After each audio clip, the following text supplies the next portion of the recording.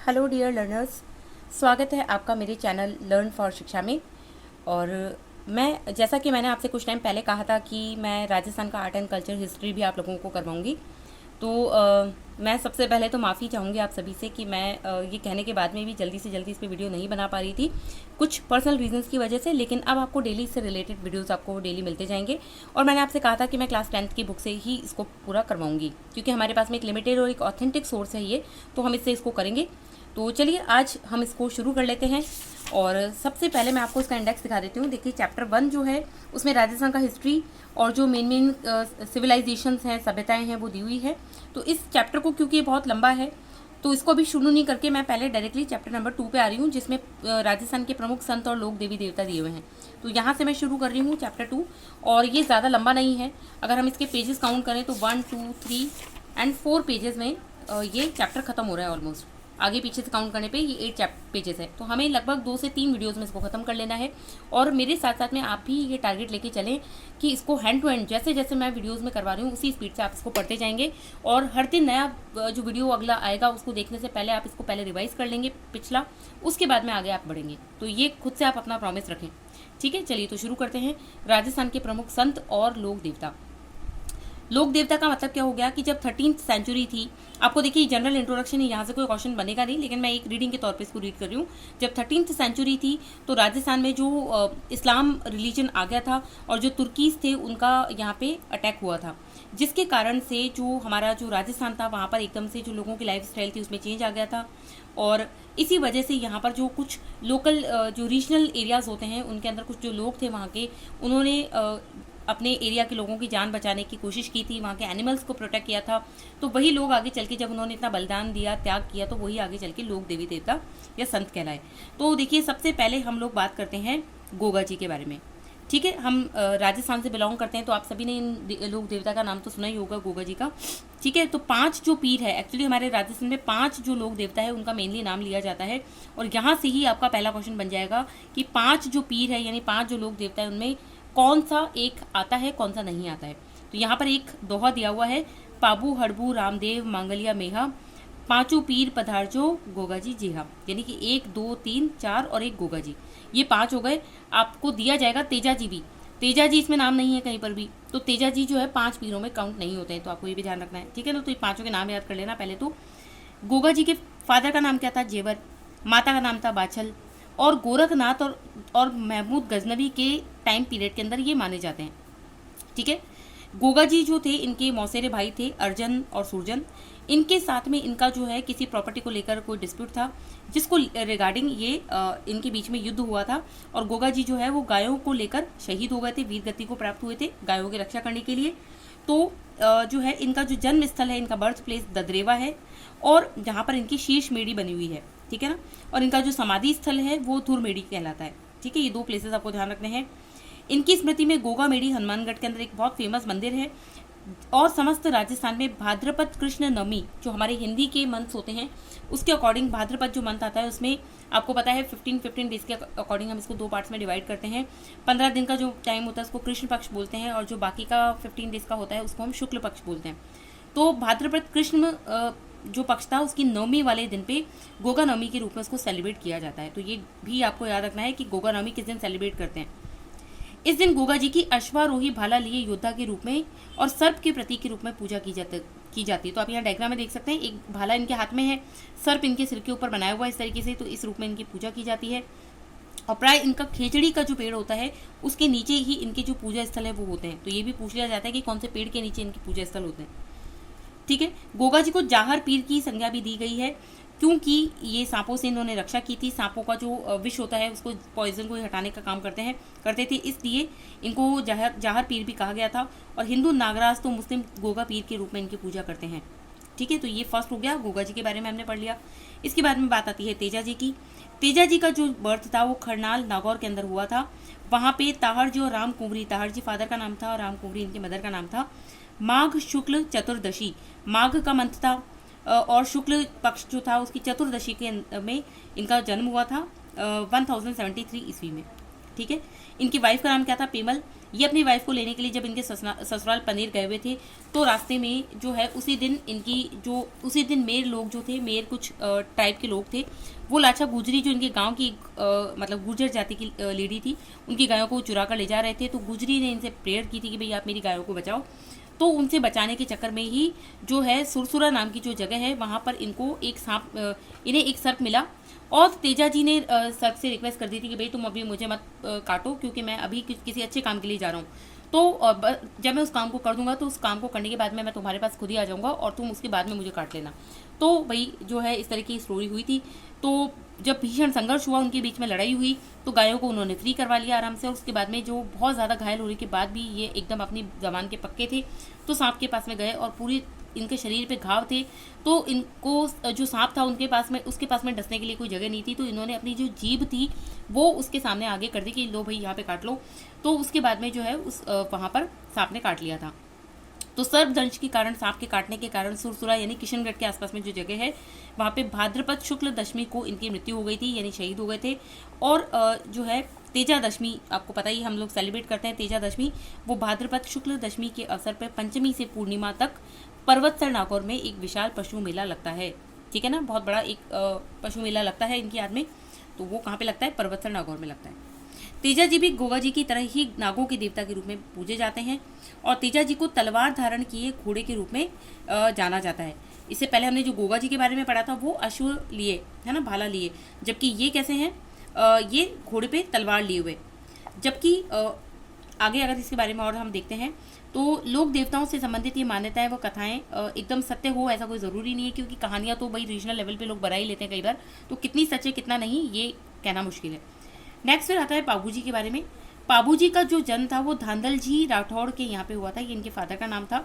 1239 ईस्वी में कोलू नाम की जगह पे हुआ था।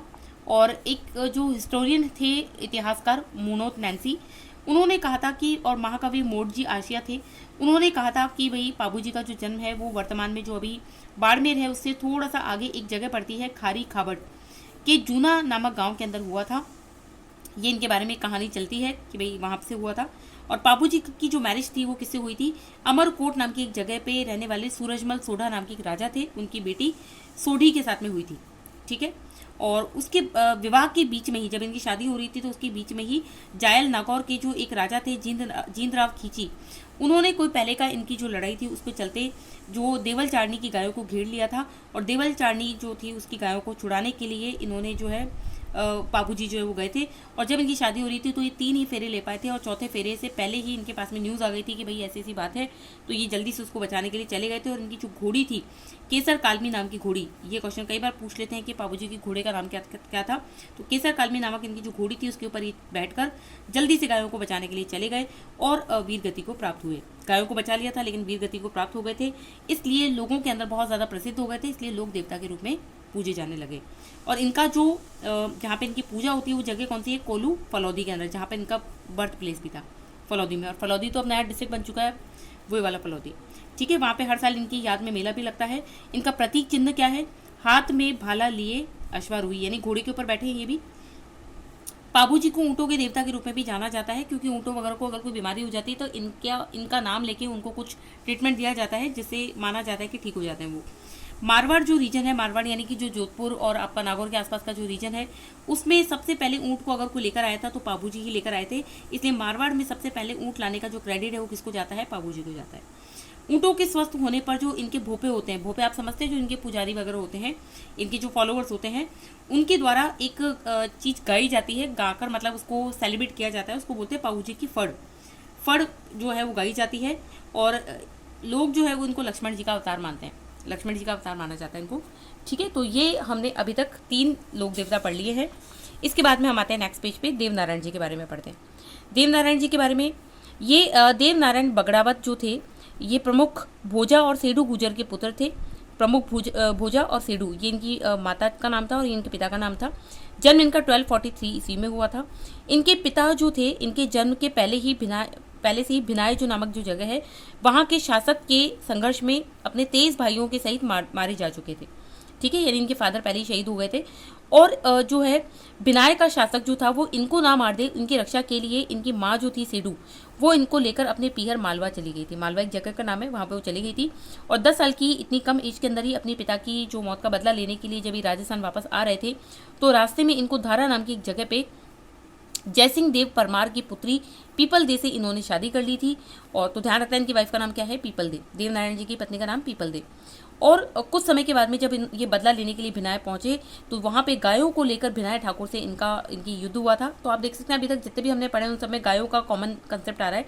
तो वहाँ से संघर्ष में देवनारायण जी ने उसे मौत के घाट उतार दिया था। किसको? भिनाय के शासक को। और इनका जो मुख्य पूजा स्थल है वो कहाँ पे है? भीलवाड़ा में एक जगह पड़ती है आसिंद, वहाँ पर इनका मेन पूजा स्थल है। भाद्रपद शुक्ल सप्तमी के दिन वहाँ पे मेला लगता है। और मेनली इनके जो फॉलोअर्स है वो कौन है? गुर्जर जाति के लोग हैं। ठीक है। देव जी की फड़ यानी कि वही जो इनका जो गायन है उसको सेलिब्रेट किस तरीके से करते हैं? देव नारायण जी की फड़ के नाम से। और देव जी और बगड़ावतों से जो रिलेटेड जो कोई अगर कहीं पे रिटर्न फॉर्म में हमें कोई काव्य मिलता है तो वो क्या है? बगड़ावत ये है। और माना ये जाता है कि हर रात 3 पहर गाए जाने पर यह 6 माह में पूर्ण होता है। मतलब ये इतनी बड़ी फड़ है देवनारायण जी की कि इसको हर रात 3 पहर तक यानी तीनों पहर तक अगर इसको गाएंगे तब जाके ये कोई 6 मंथ्स में पूरी होगी। तो ये देवनारायण जी की जो फड़ है वो बहुत लंबी फड़ है, ये माना जाता है। ठीक है। इसके बाद में आती है बात मल्लीनाथ जी की। मल्लीनाथ जी का जन्म कहाँ पे हुआ है? मारवाड़ के रावल सलखा और जानी दे के सबसे बड़े बेटे थे ये, रावल सलखा और जानी दे, ये इनके फादर एंड मदर का नाम था। 1258 में इनका जो जन्म है वो हुआ था। और इनके जो फादर उनकी डेथ के बाद में इनके जो चाचा थे कानड़ दे, उनके यहाँ पर महेवा में शासन प्रबंध यानी एडमिनिस्ट्रेशन वगैरह देखने का ये काम करने लगे थे। लेकिन जो इनके चाचा थे उनकी भी डेथ हो गई थी। उसके बाद में ये खुद उस महेवा नाम की जगह के स्वामी यानी ओनर बन गए थे। ठीक है।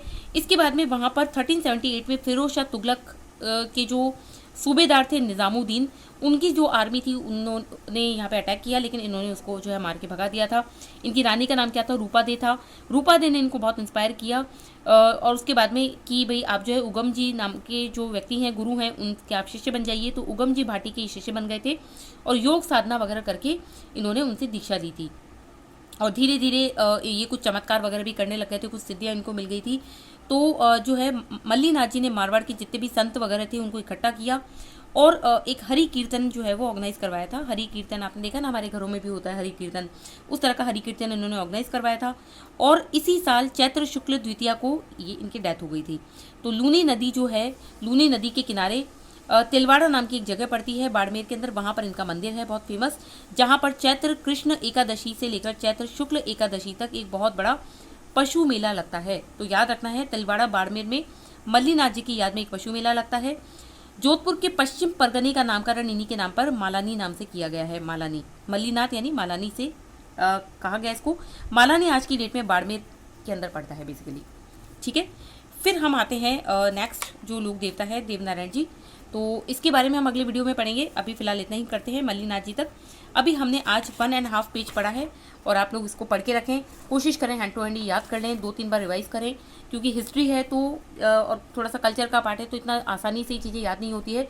लेकिन अगर हम कोई चीज़ ठान लें तो आपको पता ही है वो चीज़ नामुमकिन नहीं है हमारे लिए। और हमें यही चीज़ ठान के चलना है कि हमारा टारगेट हमारे सामने एकदम क्लियर होना चाहिए और हमें उसके लिए अगर ये पढ़नी भी पड़ेगी, एकदम मन लगा के ये चीज़ें याद भी करनी पड़े, तो हम कोई कसर नहीं छोड़ेंगे। ठीक है ना। ये प्रॉमिस तो हमने टारगेट शुरू करने से पहले ही कर लिया था खुद से ही प्रॉमिस, तो हमें इस प्रॉमिस के ऊपर काम भी करना है हर दिन। तो ये 1.5 पेज हमने पढ़ लिया है और अच्छे से आप लोग, हम जब कल नेक्स्ट वीडियो में मिलेंगे तब तक मैं कोशिश मानती हूँ कि आप लोग इसको याद करके रखेंगे। तो मिलते हैं अपने नेक्स्ट वीडियो में, तब तक के लिए अच्छे से पढ़ते रहिए, रिवाइज करते रहिए। चैनल को सब्सक्राइब कर दीजिए, नहीं किया है तो अभी तक, लोगों को शेयर कर दीजिए प्लीज़। इतना सा एक जो है रिक्वेस्ट आप बिल्कुल मेरी मान सकते हैं।